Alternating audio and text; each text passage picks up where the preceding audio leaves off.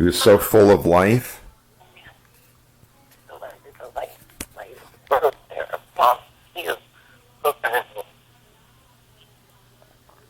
It chokes me up just thinking about him.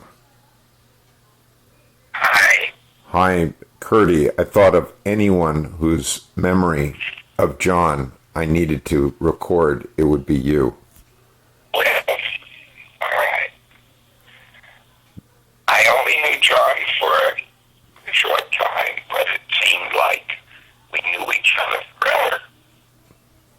Kind, educated, caring, just about as wonderful a human being as it has been my pleasure to meet. The gods are not always kind, as I have seen on and experienced on many occasions. But wherever he is and where he is done, he has left his mark, and he will live forever in the hearts of those who knew him and loved him.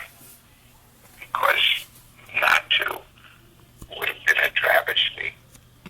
I understand everyone's pain, but he lives forever in our hearts. What was it that he talked to you about? Was it Vienna that really touched you? It was not only Vienna, it was his attitude. Yes, we talked about Vienna, but it wasn't important. The way he handled the topic of life was much more important than anything specific. You had a feeling when you spoke with him of being very comfortable, and you had a feeling, and feelings, just points of view that you had that he cared. That whatever we talked about was not just to pass the time of day, but we talked about something, and it always had meaning. It had some meaning, even if they were things that didn't change the face of the earth. At least every conversation, or every time we spoke, it left me with a feeling of some level of completion. And you are very fortunate in that you knew him for so long.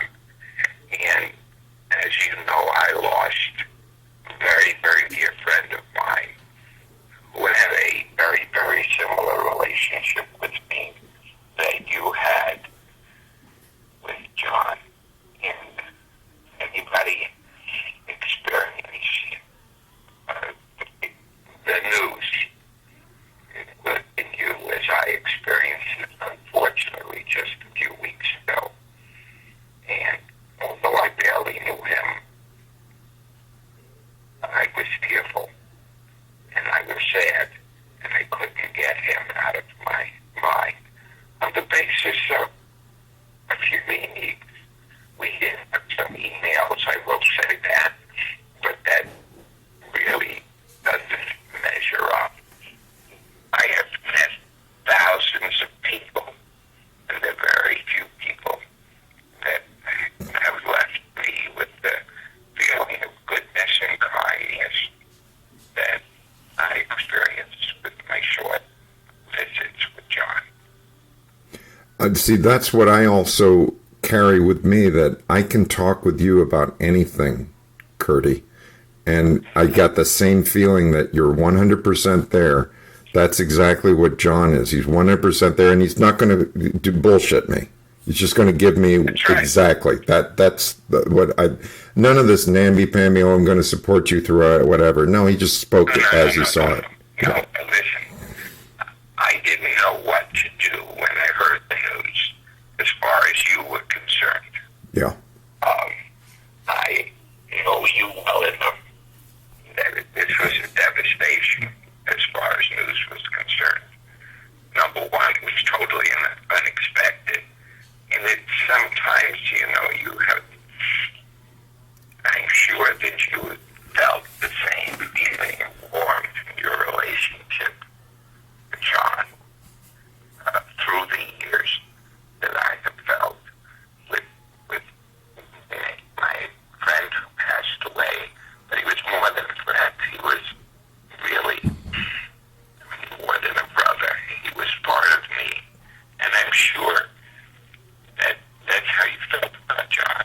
Yes. I could see it. I could see that he would be my best friend. You understand? If I were you, I could see that there were things about him that dare I say it, were familiar. Because sometimes talking to him is like talking to a mirror. Yes, exactly. Exactly. I got this feeling that he was just a younger version of a Curdy because he had this enormous capacity to listen. I hate to say it. I hate to say it, but I thought to myself, why could son? Now, I say the same thing I do. You understand? Sure.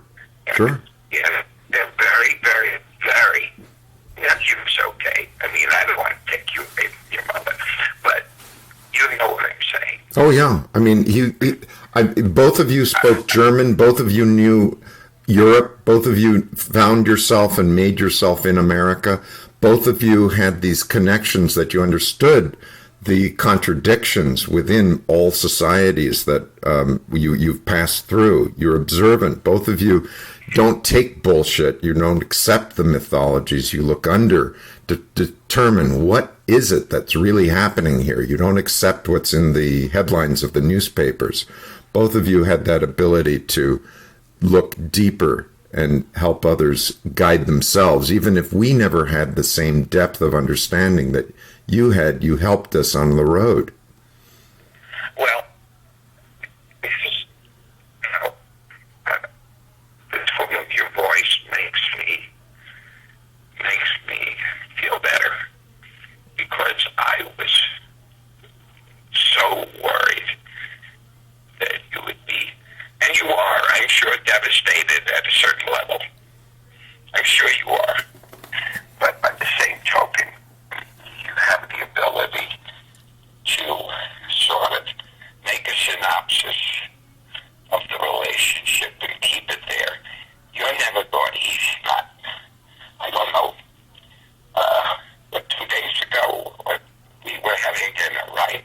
Yeah. And I said, well, my grandfather's going to finally be dead.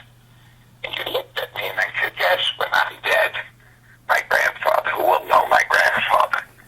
And the wonderful thing about John is that he's current. You notice I said he is current. He is current. That's exactly right. I carry John in me. Right. Very much so. So I'm saying that because I don't know his relationship with his children, but I'm sure that they were excellent. He has a wonderful wife. There will be tremendous grieving, as there usually is. And in this particular instance, it's okay, because he deserved it. Everybody deserves a person like John with his stature that deserves a period of grieving. But he leaves a great deal behind that will live for a long, long, long time. And maybe to a certain extent, you told me, well, you wrote about it, so your grandfather is dead. And when you pointed that out, I felt better. Well, maybe that we can all find a little comfort in that. There are people that are sort of like shooting stars, right? Right. And I suspect that he is one of them. And wherever he is, he's still there. Okay? Thank you, Curdy.